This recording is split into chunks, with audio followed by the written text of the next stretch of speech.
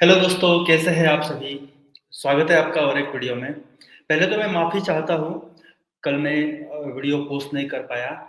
इसलिए नहीं कि मैंने कल लॉस किया था, लेकिन इसलिए कि कल एक्चुअली मेरे मेरे ऑफ़िस के बिल्डिंग के नीचे कुछ फेंसिंग का काम चल रहा था और वहाँ पे जो मशीनों की नॉइज़ की वज़ह से लिटरली कुछ भी रिकॉर्ड करना मेरे लिए इम्पॉसिबल था। तो इसके लिए मैं कल वीडियो नहीं बना पाया। उसके लिए मैं माफ़ी चाहता हूँ। सबसे पहले कल का मार्केट देख लेते हैं और कल क्या हमने किया, वो पहले देख लेते हैं। सो कल जैसे आप उससे पहले ट्यूज़डेज़ को जनरली मैं ट्रेडिंग अवॉइड करता हूँ क्योंकि ट्यूज़डेज़ को मैंने देखा है कि मेरे मैक्सिमम लॉसेस ट्यूज़डेज़ को होते हैं और जनरली फ्राइडेज़ को। सो ट्यूज़डेज़ को मेरी ट्रेडिंग ट्रेडिंग काफ़ी कम होती है। और वैसे भी फर्स्ट हाफ में मैं था नहीं यहाँ पे ऑफ़िस पे, कुछ काम था तो मैंने वैसे भी कोई ट्रेडिंग नहीं की फर्स्ट हाफ में। सेकंड हाफ में मैं आया। चलो देखते हैं पहले ट्यूसडे कल हुआ क्या था। तो पहले जैसे कि आप देखते हैं यहाँ पे बैंक निफ्टी अ, लगभग 150 पॉइंट गैप अप ओपनिंग दी थी बैंक निफ्टी ने, लेकिन वो सस्टेन नहीं कर कर पाया गैप अप। और सीधा सेलिंग पहली ही कैंडल सेलिंग की बनी। उसके बाद में ये थर्ड कैंडल पे तो कंफर्मेशन मिल गया है कि आज प्रॉफिट बुकिंग का ही सिनेरियो है। और जैसे हमने देखा कि यहाँ पे काफ़ी अच्छी प्रॉफिट बुकिंग यहाँ पे आई थी। और उसके बाद में थोड़ा-सा मार्केट ने रिकवर किया यहाँ पे, लेकिन ये जो पहला स्विंग था, ये जो इनिशियल स्विंग है, इसको मार्केट ब्रेक नहीं कर पाया। तो ये actually kind of bearish scenario बना था मार्केट में। और उसके बाद में लगातार जैसे कि आप देख रहे हैं यहाँ पे लोअर लोज़ और लोअर हाइज़ बनाता रहा मार्केट। यहाँ पे मुझे कुछ लगा कि इस जगह पे कि शायद कुछ अपॉर्च्युनिटी कॉल साइड की बन सकती है इस एरिया में।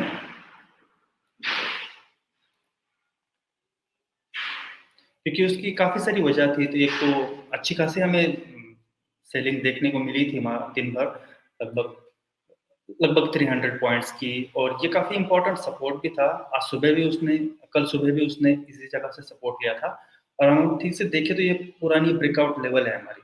तो यहाँ पे मुझे होप था कि यहाँ से मार्केट शायद एटलीस्ट इस लेवल तक रिकवर कर जाए। तो इसलिए मैंने यहाँ पे इस कैंडल पे एंट्री ली, ये अच्छा खासा बॉटम बनने के बाद। लेकिन जैसे कि आप देख सकते हैं कि हमारी एंट्री लेते ही तुरंत मार्केट रिवर्स हो गया। इनिशियली मैं स्टॉप लॉस यहाँ तक का पकड़ रहा था, लेकिन बाद में जैसे ही मार्केट अगेंस्ट हुआ तो मैंने थोड़ा-सा वेट किया, मैंने सोचा ये लेवल देख लूँ। लेकिन इसको भी ब्रेक करने के बाद तो मैं एग्ज़िट हो गया ट्रेड से और इसमें हमें अच्छा खासा लॉस हो गया इस ट्रेड में। तो बाद में मैंने देखा कि यहाँ पे इसको ब्रेक करने के बाद मार्केट एक बार फिर से यहाँ पे रीटेस्ट करने को आया था। और जैसे ही यहाँ पे एक नेगेटिव कैंडल बनी, तो ये हमारी प्राइस एक्शन के हिसाब से एक ट्रेड दिख रहा था मुझे। तो यहाँ पे मैंने इस कैंडल के ब्रेक होते ही मैंने अ, यहाँ पे यहाँ पे मैंने एक पुट साइड का ट्रेड ले लिया। और जैसे कि ये ट्रेड मैं ज़्यादा कॉन्फिडेंट नहीं था इस ट्रेड पे, तो मैंने ज़्यादा बड़े टारगेट नहीं रखे थे और शायद यहाँ पे कहीं तो मैंने इसको एग्ज़िट कर लिया। हालाँकि मैं यहाँ तक वेट करना चाहता था इनिशियली, लेकिन पता नहीं जस्ट मेरा थोड़ा-सा यहाँ पे रिजेक्शन देखते ही मैंने तुरंत इसको एग्ज़िट कर दिया। इस ट्रेड से हमें जो पहले ट्रेड से हमें लॉस हुआ था, उससे लगभग 40% लॉस इससे रिकवर हो गया। हालाँकि ये ट्रेड मैंने ये लॉस रिकवर करने के लिए नहीं लिया था। मैं कभी भी कोई ट्रेड पहला लॉस रिकवर करने के लिए नहीं लेता हूँ। ये एक्चुअली बहुत अ, गलत आदत है कि अगर कोई कोई ट्रेड आप लॉस रिकवर करने के माइंडसेट से ले रहे हो, तो वो बहुत गलत आदत है। उससे हमारे लॉसेस बढ़ते ही हैं। अ अ, तो हर एक ट्रेड पिछला लॉस रिकवर करने के माइंडसेट से नहीं, अगर हमारे सेटअप में बैठ रहा है, हमारे रिस्क में बैठ रहा है, तभी हम लेने की करनी चाहिए, ना कि पहले लॉस मुझे रिकवर करना है, इस माइंडसेट से। तो ऐसे था कल का दिन। और आज का दिन लेकिन हमारे लिए बहुत ही अच्छा था। आज जैसे आप देख सकते हो, लगभग उसी लेवल पे मार्केट ओपन हुआ और मार्केट ओपन होते ही तुरंत सेलिंग आ गई। तो हालाँकि पहला ट्रेड आज का मैंने बैंक निफ्टी में नहीं लिया। मैं बहुत ज़्यादा कन्विंस नहीं था सेटअप पे। तो इसके लिए मैंने पहला ट्रेड एक्चुअली निफ्टी पे लिया। मैंने उसको मार्केट को इस लेवल पे मुझे थोड़ा-सा मतलब यहाँ पे लग सकता था कि यहाँ तक मार्केट आके यहाँ से फिर रिबाउंड कर जाए या साइडवेज कर जाए, ये मैं लेवल देखना चाहता था। तो जब जैसे इसको ब्रेक किया इस लेवल को, जैसे ही मार्केट इस लेवल को रीटेस्ट करने आया और यहाँ से फिर से मुझे सेलिंग का सिनेरियो दिखा, तो इस कैंडल पे मैंने एंट्री ली और उसके बाद में थोड़ा बहुत प्रॉफिट मुझे जब यहाँ पे इस कैंडल पे मैंने बुक किया, लेकिन बाकी क्वांटिटी मैंने रखी थी। मुझे होप था कि मार्केट इतनी जल्दी रिकवर नहीं करेगा। हालांकि इस लेवल पे मेरा जो भी रिमेनिंग पोजीशन थी वो एक्चुअली लॉस में चली गई थी, लेकिन मुझे थोड़ी कन्विक्शन थी आज की मार्केट पे की, क्योंकि कल के अगर कैंडल फॉर्मेशन अगर हम देखें निफ्टी की कल की हम डेली कैंडल देखेंगे तो ये बेरिश एनगल्फिंग कैंडल बनी थी। तो यहाँ पे मुझे काफी कन्विक्शन था निफ्टी पे कि निफ्टी एटलीस्ट और करेक्शन हो सकता है। तो इसीलिए मैं इस ट्रेड में बैठा रहा और जैसे कि आप देख सकते हैं कि यहाँ पे लेवल एक बार फिर से लेवल रीटेस्ट करने के बाद फिर से सेलिंग में चला गया। तो फिर यहाँ पे जब ये कंसोलिडेशन हो रहा था तो यहाँ पे इस समय मैंने ट्रेड को एग्जिट कर दिया। हमें काफी अच्छा मूवमेंट मिला इस ट्रेड में। और उसके बाद में जो बैंक निफ्टी का ट्रेड था, जो शॉर्ट कवरिंग हमने पकड़ी थी, उसमें तो काफी बहुत मजा आया।